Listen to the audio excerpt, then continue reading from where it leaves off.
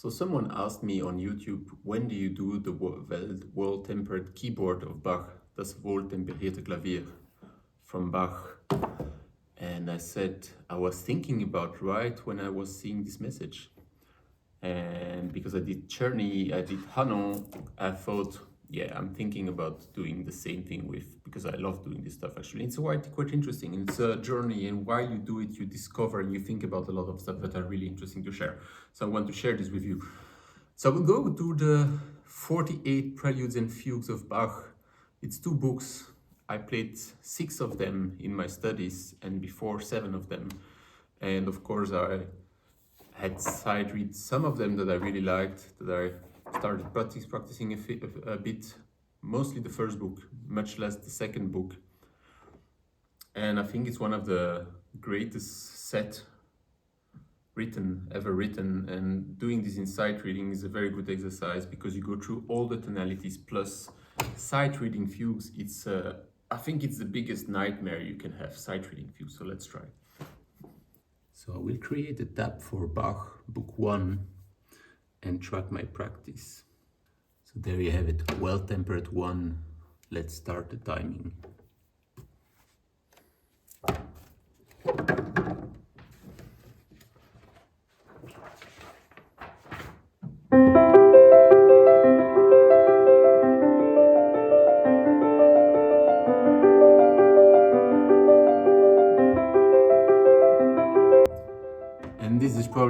This is for sure the easiest and the last one that are so easy that I can sight read. I mean, I learned it also, of course, that I read like this without mistakes.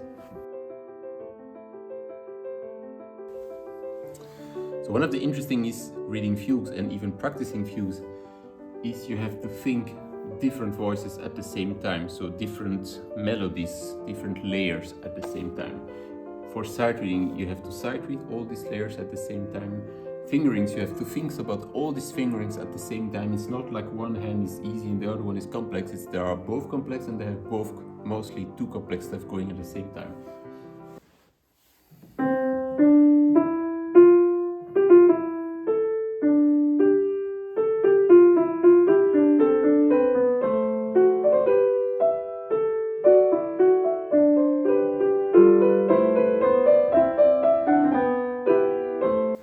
So like many of you probably knows, Bach went through the 24 tonalities, 12 major and 12 minor in the first book, and then he did the same again in the second book to celebrate this kind of new tuning system called the well-tempered keyboard, the well-tempered tuning system. Actually, I will have to make a video about this because it's a quite complex, a bit difficult subject, and I thought I got it, but actually I got something wrong. I was talking with my tuner lately and he told me, no, that's not it. And I thought, oh, okay, really? So it's not that I got it completely wrong, but I misunderstood some stuff. So I will do some research and make a video about this because it's very interesting. But anyway, he was celebrated a tuning system that was allowing you to go from one tonality to the other without having to retune the whole thing, right? It's not the equal tuning we have today, apparently. It's still a bit different. So yeah. And he's going through all tonality. There are different ways to go through all tonalities. Again, probably most of you know this. You can go the circle of 5th up, right? C major, G major, D major, A major, always 1 sharp plus. Or if you go down the circle of 5th, C, F, B flat, E flat, you go always plus 1 flat down, right? And if you want to have the minor tonality in between, you do a minor third lower of the major every time in between. So C major, A minor, F major, D minor if you go down, or C major, A minor, G major, E minor, etc. when you go up. Now what Bach is doing is different. He's going chromatic, so he's doing C major and then C minor. Then he's going C sharp major, I think, because you could also go D flat. So he's going C sharp major, Fado, so let me see, which has 7 sharps. And he could have done actually 5 flats, D flat major, but he goes there for C sharp, which is quite unusual. Then he goes, I think, D sharp minor in the next one. Yeah, D sharp minor, and then D major, D minor, etc. And he goes the whole chromatic scale up like this with every time major minor.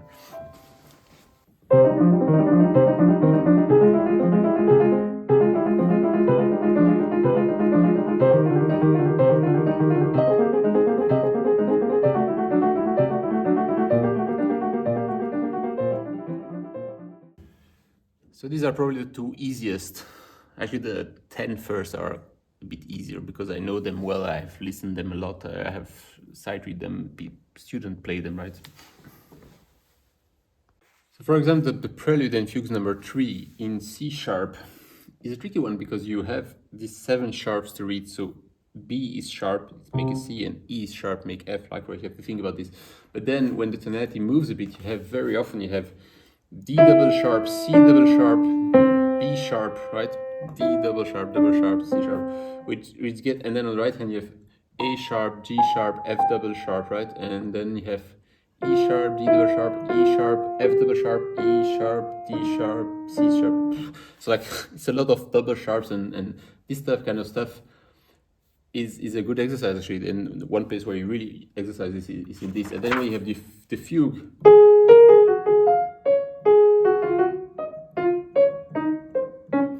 You have the 3 voices fugue, and then you have all these sharps and stuff. And it's a long fugue actually, it's 4 pages. Not an easy one. So next fugue is a crazy one that still is number 4 because it has 5 voices and it's a triple fugue. So 5 voices mean first voice is here, then second voice, third voice,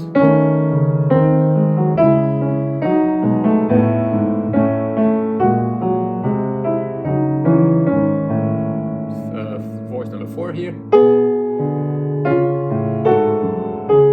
and voice number 5, etc. And so the first theme is this. So very simple theme, and by the way, it reminds a bit of Bach written in music. Bach would be, that's Bach, B-A-C-H in German, and quite close. And then the second theme would be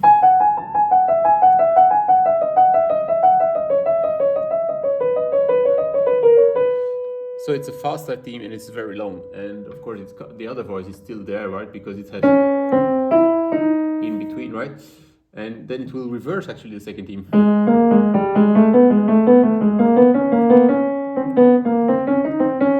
The other one continuing, and then at some point there's a third theme coming here. Between, and both other voices are cutting. So you have 3 themes, sorry, other themes are cutting. So you have 3 themes mixing on 5 voices all the time until the end. Quite crazy. So actually, for those of you who don't know, maybe I should say what's a prelude and what's a fugue and why they are together. So Bach is this set. It's like always a binôme, like a duo working together. You have the prelude, which means literally before a piece. You have prelude actually in the front of an opera, in the beginning of an opera. Beginning of the opera, or you have a prelude in the beginning of a suite or something like this. So it's it's like an introduction kind of, right? The prelude is mostly a faster, a bit more virtuoso piece to prepare for the tonality. And then in the same tonality you have the fugue, and the fugue is actually the main work, the serious piece, the difficult work. It's actually one of probably the most difficult kind of piece form to play and to compose. And the reason is because of these different layers. So typical pieces like, let's say, the Nocturne of Chopin have melody on the right hand and have chords on the left hand, or it can be spreaded chords, or it can be chords divided in 2 like this. So mostly you have like a melodic roll that you have to follow there, and then an accompany roll that you have to follow on the left hand. That's a bit easier most of the time. But in a fugue you have it's like a canon. Most of people will probably know a canon, where someone starts to sing a melody and then 2 seconds later another person starts to sing the same melody. So it kind of stack on each other and it should work together. Then you have a third person who starts a bit later, and they have all 3 continue and it mix all together. So a fugue is this. You have, I can take this example. You have one theme. Then you have the second, another voice who will do the same theme. But actually a 5th higher, or there is also this kind of rules, like second voice has to come at 5th higher, 5th lower, I don't remember exactly. And the other voice has to do a counter theme, so a melody that works with the theme. Right? Then comes the third voice. It's again on the same note as the beginning, 1 octave higher, then the 4th voice comes the 5th higher, and then the last voice comes again on the C. So this is also mostly set. So each voice has to enter in a certain order, and then there is what's called in English, I think, a break or a divertimento, where you don't have the theme coming, so the voice go a bit, they are free, they walk a bit around, sometimes it can be like some small reminder of the theme, and then comes again a complete theme in another voice, so starting mostly, so there it started with the bass, so when it comes back it should come to another voice, and then the other should be different, and then again the divertimento, and then again the voices come, and then sometimes stuff can change. For example, there we always waited 3 bars that the theme was finished before starting the theme on another voice. Same for the next, so the next will last 3 bars, and then next voice will enter, right? But you can start entering the themes shorter, like earlier, and then before the first one finished, the second one enters, and this is called mostly a stretta, so they enter quicker than before, so you can accelerate the speed, or you can even slow it down. You can make the themes twice longer, so double the time of the notes, or like we had here, you can invert the theme from up to down, or you can do it backwards, or you can do both, etc. Like there are tons of possibilities. So that's actually a fugue, and then as you see there, you have like double fugues, triple fugues with 3 themes. They can mix in all directions. So it's a huge, I mean, because the melody has to work with the harmony. So horizontal has always to work with vertical, horizontal with vertical. So that's the tricky thing, right? When you compose this kind of stuff. Also, what's difficult in a fugue, like in this fugue number 5, you have this theme here.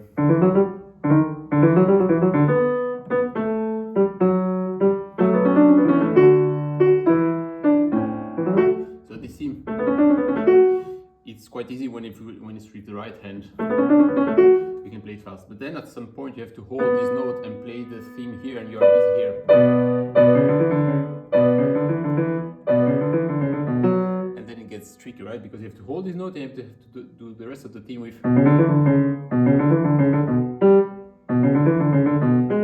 actually G sharp, right? So you get in tricky positions, and you still have to make the theme sound the same as the beginning, even if it's with a weak finger or with strong fingers. And there are worse places. There are places where you have to hold it another way, or you have to start the theme here and continue with the right hand.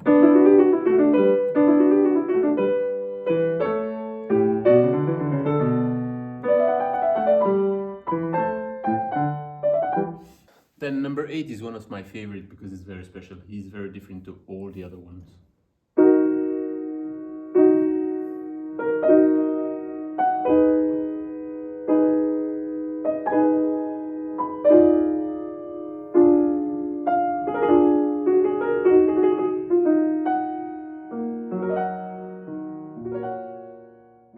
So I just did 1 hour sight reading the Prelude and Fugues of Bach, and I just finished the 12th.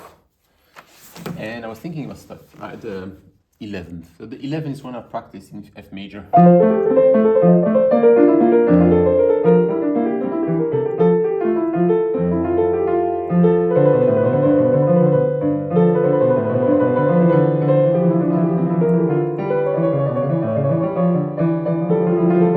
So you hear these trills that are a bit tricky.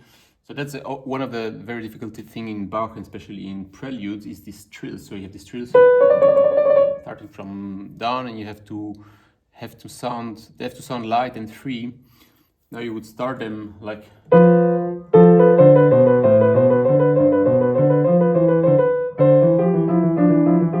You'd start them synchronized like this, and then practice them until you get them free. But then when it's appearing and then they're all different, and then when it's appearing in fugues, it gets even trickier trills or even ornaments, and there are a lot of difference. And by the way, I made a video on Bach ornaments and how to play them, suggested by Bach for his son. So I have this place here, for example, in the fugue, which is doing.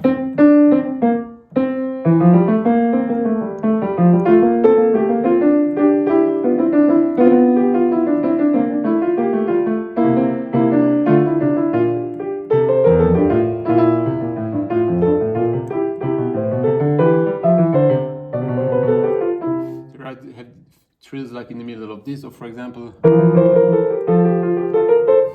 and that's when you have a hand free, but sometimes you have to hold something and do a trill, which is even more difficult, right? So, yeah. So I've just played the strangest fugue I find of the first book until now. It's the 14. The theme is like this: 1, 2, 3, 1, 2, 3, 1, 2, 3, 1, 2, 3, 1.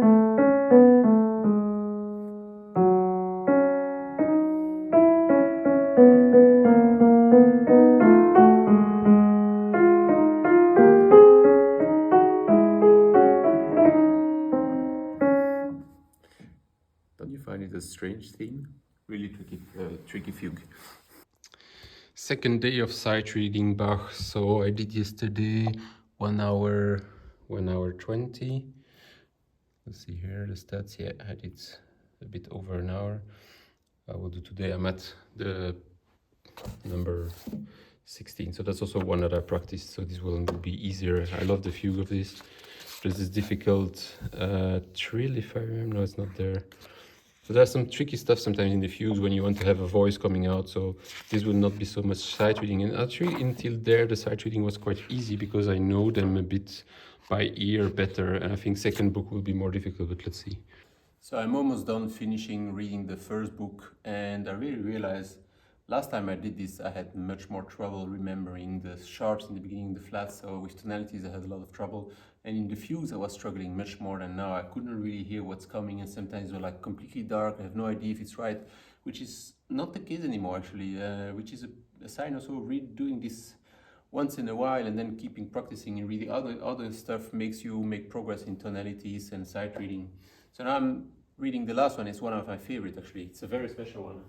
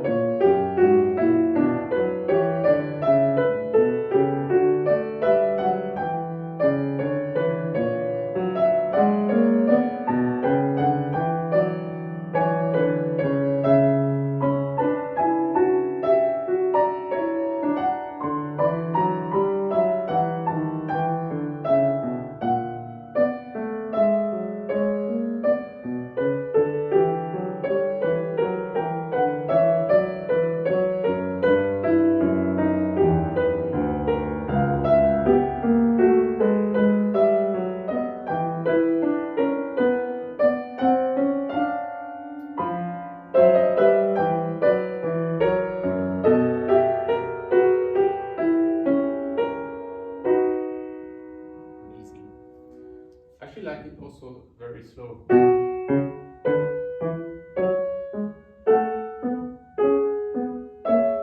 It's more like a march, which I like a lot.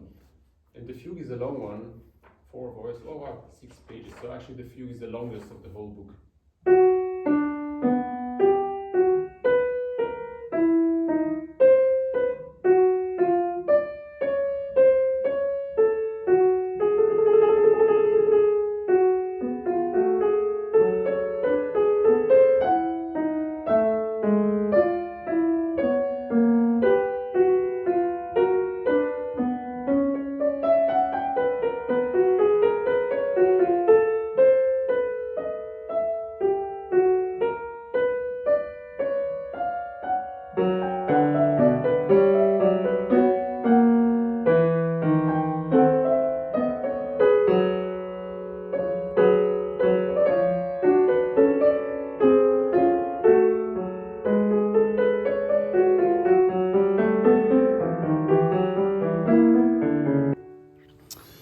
So I've just finished today, a bit more than an hour. Yesterday I took a bit longer, but actually yesterday I miscalculated. I think I was talking a lot. So it needs a bit, more than 2 hours to play the first book. The last fugue is extreme, it's really nice. The second book will be a bit more difficult, I think.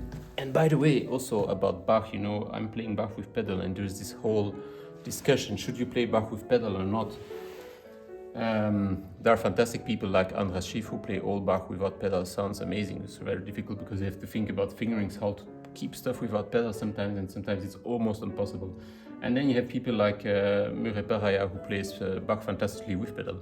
And by the way, one of Peraya's argument was, Bach was often played in a church on an organ. And did you ever hear how it's mixing the sound when you play on an organ in a church? So it's not mixing the sound on a piano is probably not the problem, not something Bach didn't want it, otherwise he would not have played organ. And then the other argument of, Bach had no pedal on his pianos, so you should not use it. Well, maybe if Bach had a pedal, he would have used it, right? And Bach was more progressist composer, he liked innovations most of the time.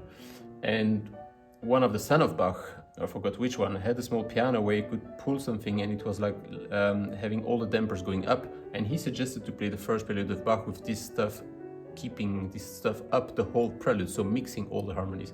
So I don't think mixing harmonies, having a certain blurriness was a problem in this time. They call this improvisato, this kind of style. So I think you can play Bach with pedal if you do it correctly, if it's nice, and if you play it without pedal, if you do it correctly, it's nice too. I don't think it's an exclusive thing.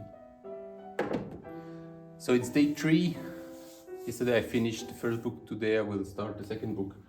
I'm a bit more scared of the second book because it's one that I know less by ear, so it's mostly more difficult to start with when you know less by ear.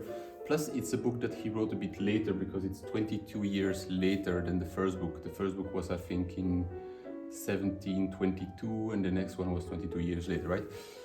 It's much more mature as work also. The preludes and the fugues are a bit more complex, I find. I practiced some and they were really a bit more elaborated. So yesterday, Saturday, I didn't practice because it was my son's birthday. I had stuff going on, but so I lost my streak completely. Back to 0 days. Very sad. And by the way, there's rhythm now in my app. You can practice rhythm. Quite challenging. So it's different kind of time signature. You have direct feedback if you're too early to play it. Check it out. So keeping going on, Bach, second book, I think I will finish it today, Sunday. Love this fugue, by the way. It's a fugue 9 I discovered a bit.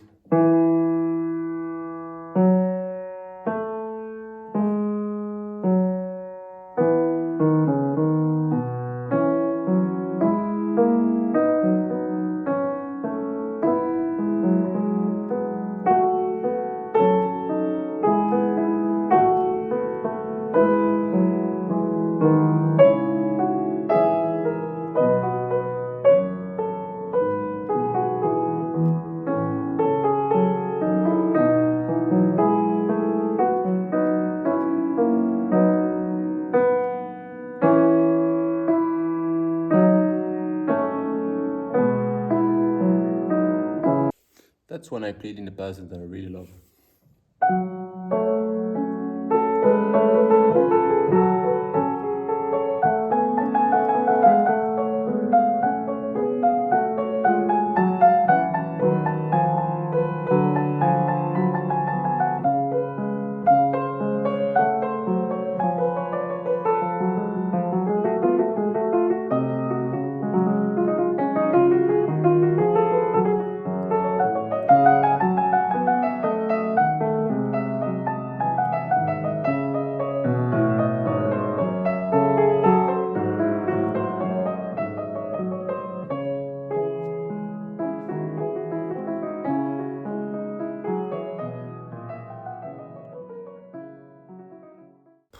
Monday, need more coffee.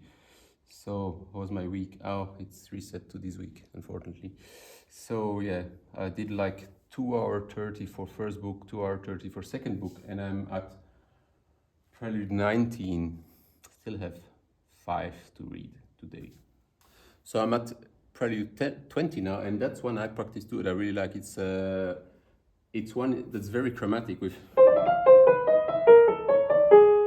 and then it reversed.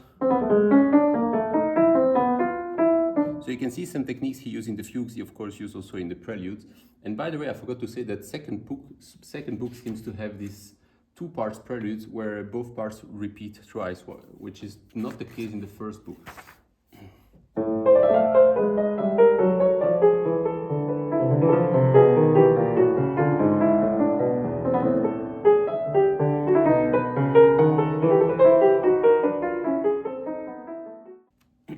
It's by the way I played this probably in 2004, so it's been 20 years now. I didn't play this. Crazy how times goes by. So the fugue is quite fun too, actually.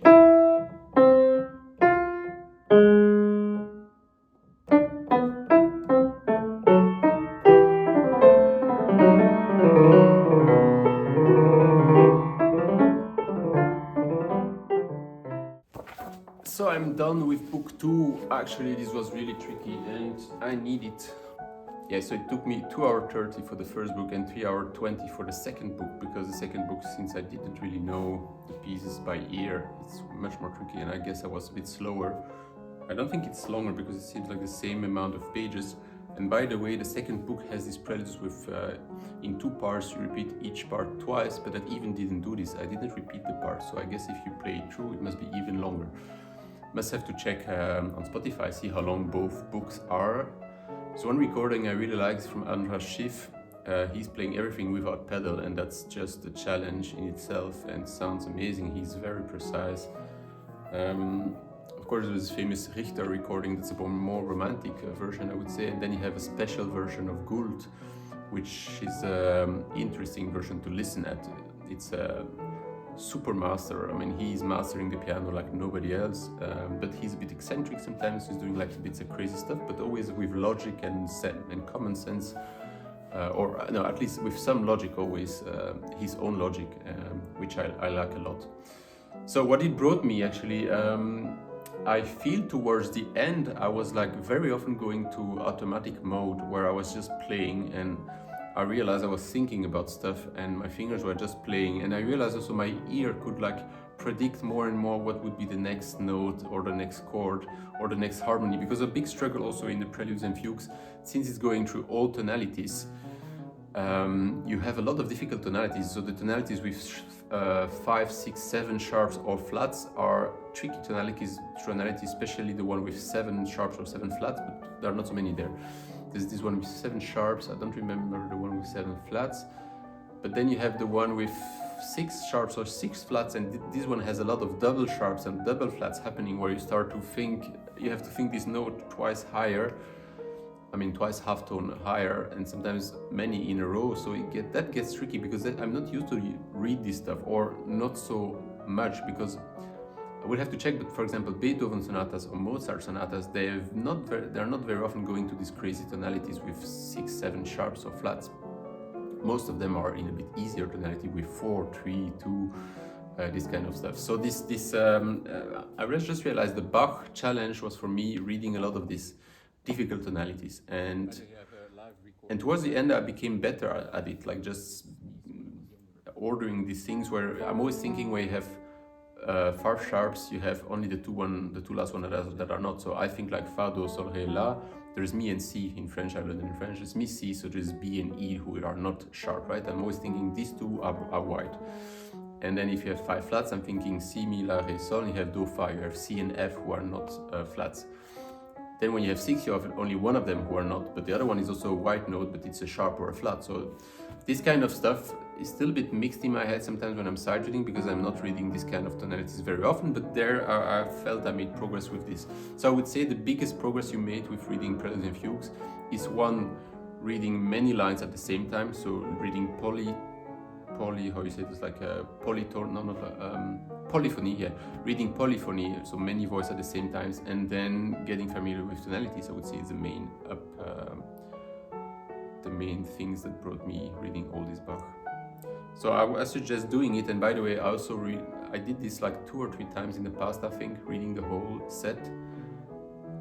And it's the first time it's happening so well. I remember struggling much more like some years ago when I did it, and even more years before when I did it. And there was even a time where I just could not get through because it was too difficult. I could not sight read this thing. But now I can. Now I can go to the 24. Takes some time, but I feel more or less relaxed doing it. And then also an important thing in sight reading is when I feel I get stuck, I really slow down my tempo drastically, and I go very slow to every note, and that's working better too. So I hope you enjoyed, and I suggest you listening to these pieces a lot because it's just masterpieces. Sight reading them a lot as much as possible and get familiar with them. I think is one of the biggest important pillar you need in your pianistic career with Beethoven sonatas and Mozart sonatas, I would say. Hope you enjoy. See you next video.